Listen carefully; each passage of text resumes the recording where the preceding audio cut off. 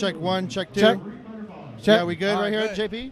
What's going on, everybody? It's the Okie Doke Show. Okie It's your Doke boy Show. Zoe. And go. And go. And, I know it's been a while since we Been a actually... minute. Been a minute since we Been a had a show. I minute. know you've been busy doing some... Yeah. I don't even know what you've been doing, but I don't anyway, even know what I was doing either. we over here right at the eSports arena. Let them take a Santa look. Ana. Can I Let's get go ahead my and take a idea? look. Idea what's going on right here.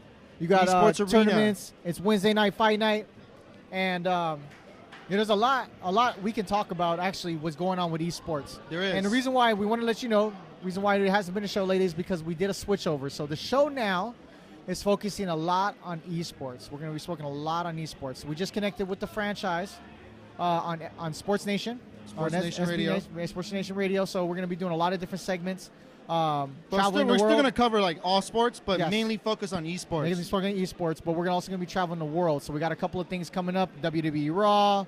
You got the term. What's that thing in Hong Kong? Esports Festival. Esports Festivals Festival, in Hong Kong. E3. E3. Maybe do some interviews with some top players. top players. Which who is here tonight? Alex, the Street Fighter champion. Alex Valle. Alex Valle. Yep, he's here tonight. One of We're the gonna do top an interview Street with Fighter him. casters doing interviews. Kind of get the understanding of the culture, like Culture. the whole thing behind this, and just lots of stuff. There's gonna be lots of content we're gonna be covering. So today's Wednesday. They do Fight Night Wednesdays. Okay. It's called Wednesday Night Fights. That's right. Wednesday Night Fights. So today is all fighting games. So what they do is every area has their own version of fighting games. Okay. Right. So right now we got Injustice going on in the background, and how it works is they collect. Everybody enters the tournament like $5, $10, $20, and then based on how many entries, there's a guy. The guy that wins it all gets the majority, second and third. That's usually how it works.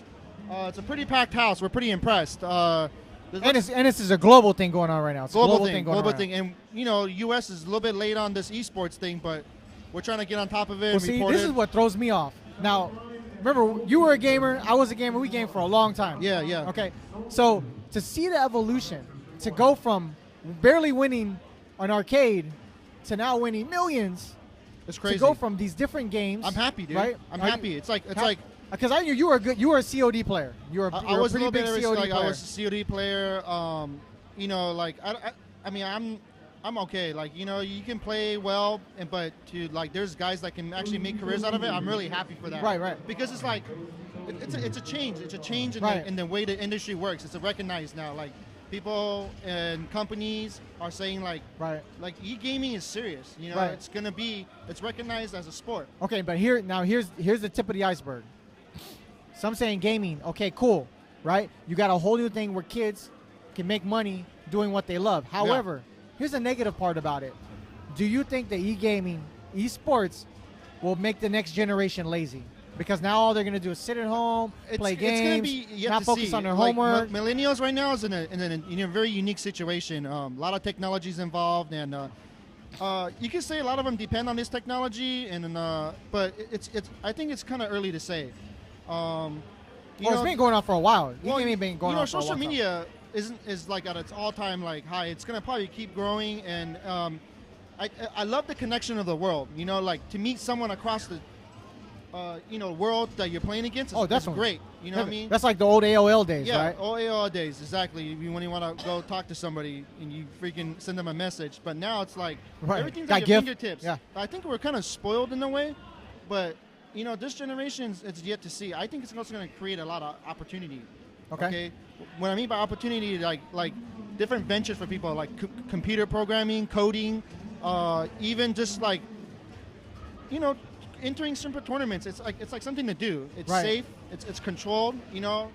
There's Well, here's the thing. It's already created an opportunity because now, even at University of Irvine, you can now get a bachelor's degree in gaming, esports. You can get a degree in esports gaming. So check this out. Not only did it create that, you get an esports degree, but now it's also fighting to become an Olympic sport. So this is even before jiu-jitsu. Now, jiu-jitsu has been fighting to be an Olympic sport for a long time. Judo is an Olympic sport. But come on, e-gaming already? I believe it. Well deserved. I understand it's a skill. I understand that the players are going to surpass the actual people in the game. like example, if you're playing Madden, that the kids playing are actually going to make just as much money as the athletes in the game. Yeah, absolutely. It's crazy, right? It's the sponsors, it's the money behind it, it's the production, it's EA Sports, it's obviously the licensing. There's tons of money behind this. Right. Okay. I mean, NFL is gonna probably loves Madden because it's probably bring that much more fans into the game. Right. Okay. If you didn't like football but you played Madden, you're still buying that game, and NFL is getting a piece of that money. Right. You know what I'm saying? Right. If you like a certain player, you want to play that game to play that player. You know what I mean? So it's a lot of money behind this. It is. And definitely, and just for the viewers that don't know, the NBA has just dropped a lot of money into their esports league. So, for example, Creating their own leagues. some teams are 2K dropping leagues. $750,000 on creating their own 2K league teams. So, NBA's there. NFL, where are you? NFL's FIFA, coming around. where are you? Actually, WNBA, where are you? Because WNBA doesn't even have their own game out. And let me talk for a while. Man, dude. But I believe WNBA should have their own game. I'm an advocate for that. What do you think? Nah, it's not going to sell. Man, it should be given away for What? free. No. I wouldn't even download you. No. You know any WNBA players? Yeah, Leslie. She's not Lisa even- Leslie. she's not It doesn't even matter. playing, Legend. bro. Legend. You asked me if I know any WNBA players. I know one. Man, But they deserve their own game. Okay? you need to get FIFA. fans in What attendance about first. hockey? Hockey? I don't see hockey. I think hockey would be a great addition to all this. All sports, FIFA, they all have their own tournaments, but to unite and to be cohesive together is yet to be determined because there's just so much stuff out there. Right. So many entities, so many people doing this and that. It's just a lot. And then the major league part is what's yet to be seen. It's Right. developing.